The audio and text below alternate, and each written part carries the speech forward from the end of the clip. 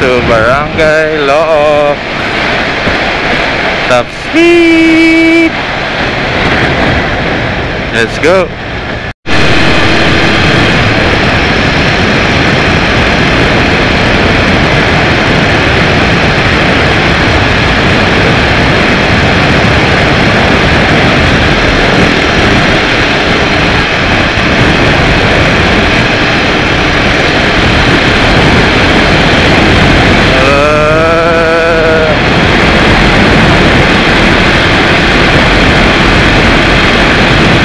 Wala, 100 lang guys. Hindi kaya i-ano pa, i-extend pa.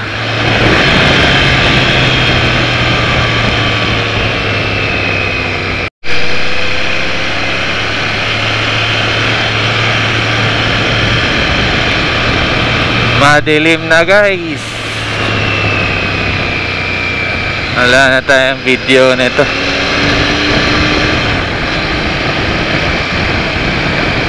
What time na ba? 6:16. Alas 6, 16. Rhyming ano. Alas 6, 16. Let's go.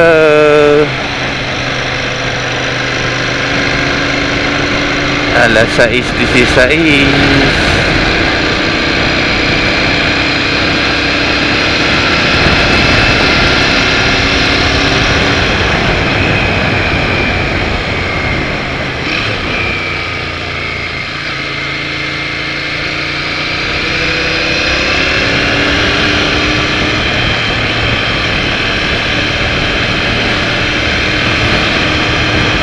Alas 6, 16.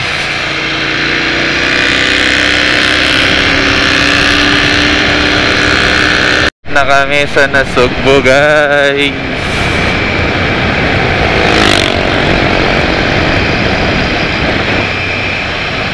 Medyo ano na eh, gabi na, 6 PM na,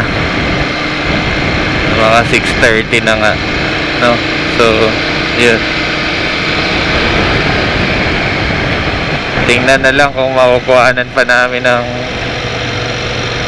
video, ano. Let's go. At ay grabe naman yan, no? Yung condo unit malapit sa dagat.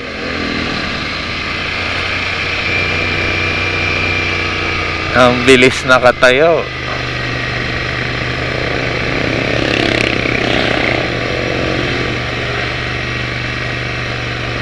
Kagaya siya ng mga tinayo din dito sa unahan, sa may Kawayan Cove at saka yung ano nga yun, isang malapit na sa Nasugbo na Cove pa rin ba yun? Basta mamaya video natin. City lights, sabay ganun. Nasugbo na yan guys, Nasugbo, Batangas. Bababa na tayo ng Kawayan Cove, ano. Tanaw na tanaw siya. Tanaw na tanaw. Yung McDonald's agad yun napansin. Ang laki ng M. Let's go. Ang cove na sinasabi ko, yung may Kawayan Cove, tsaka ito, okay, ano nga pala to, Canyon Cove. Double check natin na Canyon Cove yan eh. Kaka-vlog nga lang pala ni ano yan, Gala ni Sed, si Idol Gala ni Sed, ano, Idol kasi yun yung trabaho niya. Gala na vlog pa yan, Canyon Cove Hotel and Spa. So yun yung sinasabi ko, yung nakatayong parang condo units doon, ganyan ang gagawin din pala nung balang araw. And we're here na guys sa Nasugbo, Batangas. Mukha namang maliwanag yung video, ano, kasi maraming poster rito sa Nasugbo. So yun,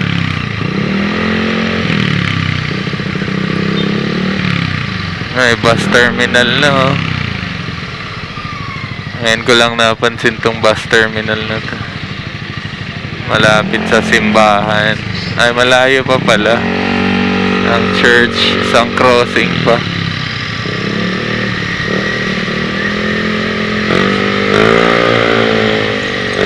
Ito pa. May mask kasi, kaya medyo traffic.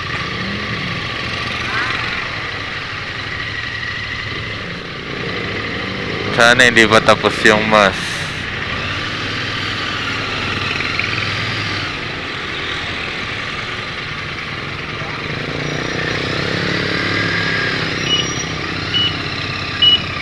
Sakit talaga ng ano ko, tuhod.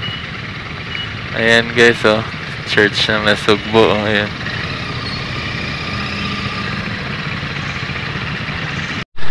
Ayan guys, I love Nasugbo. I love Nasugbo na kami.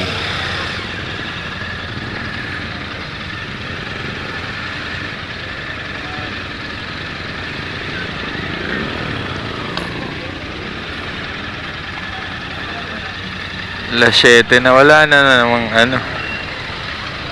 Time check guys, 7:36. Wala na namang traffic masyado rito sa bayan ng Nasugbo. Moving naman. See you in a bit, Tagaytay. Let's go. Twin Lakes na kami guys. Di ko na video agad. Ito na lang yung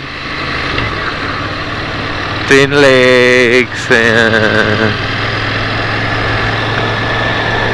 Opo. Let's go, Tagaytay. Night ride sa gabi. Grabe ang lamig dito sa Tagaytay guys. Nanonood sa kalamnan. Grabe, parang nasa Baguio City. Yung araw na version or hapon na version sa Baguio City. Ganun kalamig dito sa gabi ng Tagaytay. Grabe guys. Ang lamig. Nandito na tayo malapit sa Sky Ranch. Ayan. Mas maigi pa yung traffic eh. Mainit eh. Eto na naman. May L3 na namang nagbabagal.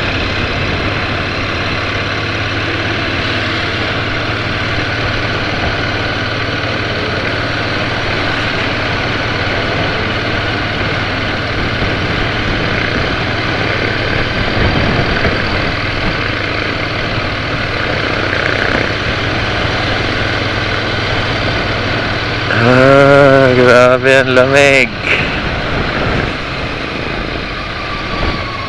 Nawala yung pagod ko sa lamig. Mas iniisip ko pa yung lamig kaysa pagod eh. Skyra, yun.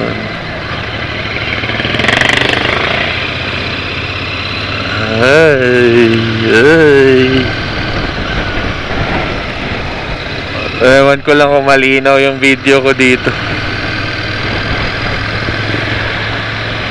Gabi eh. Madilim mo ha.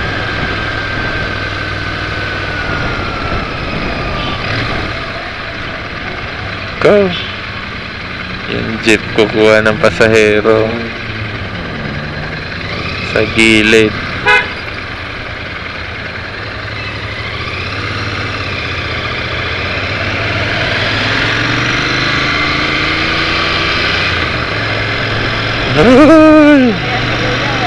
Hindi pala masyadong ma-Christmas nung nakaraang Christmas dito, ano?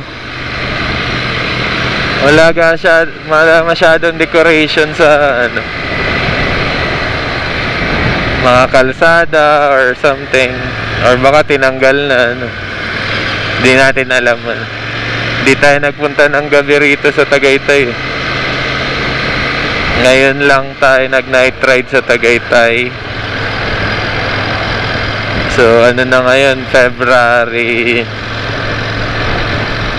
22. February 22 na tayo nagpunta, so baka ano na, tinanggal na nila yung mga Christmas decors, ano, Christmas lights at saka Christmas tree.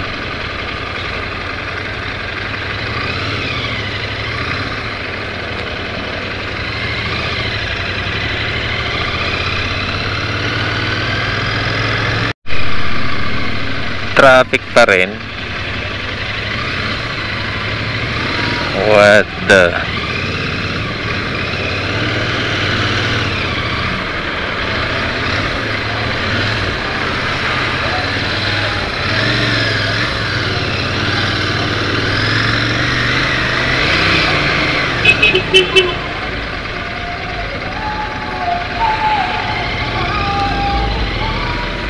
daming tao rito, no?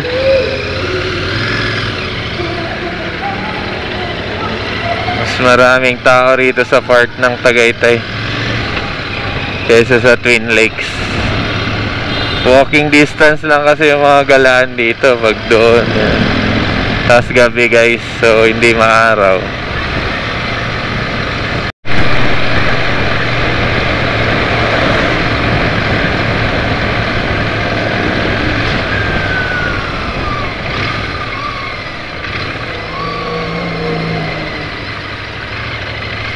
Dito na tayo guys sa Circle.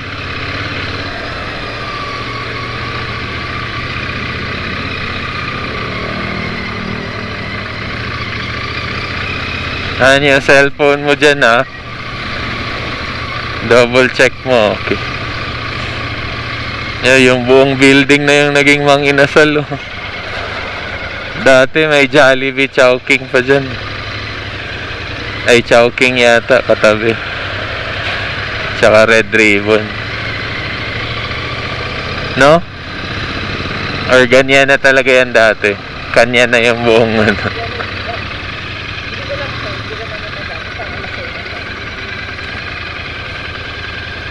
Pero may taas na sila dati naman.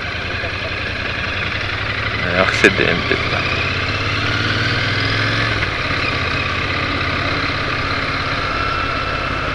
Akala ko kasi dati, kagaya lang siya sa Nasugbo.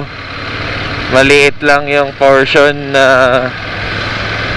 ano niya doon sa area na yun. Sa building na yun. Kumbaga kalahati ng building kanya, kalahati. Hindi. Yun lang yung natandaan ko doon eh.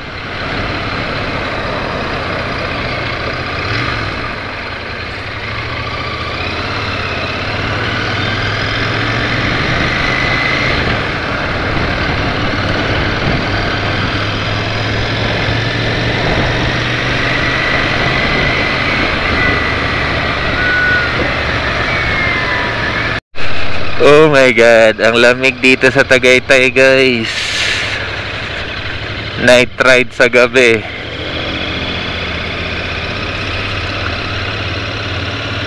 Ano? Kalamig.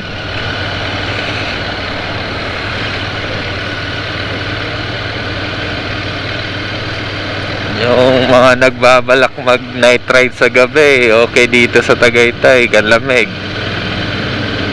Sarap magala sa Tagaytay. Hindi mo na maisipan ng Baguio pag nandito ka sa Tagaytay.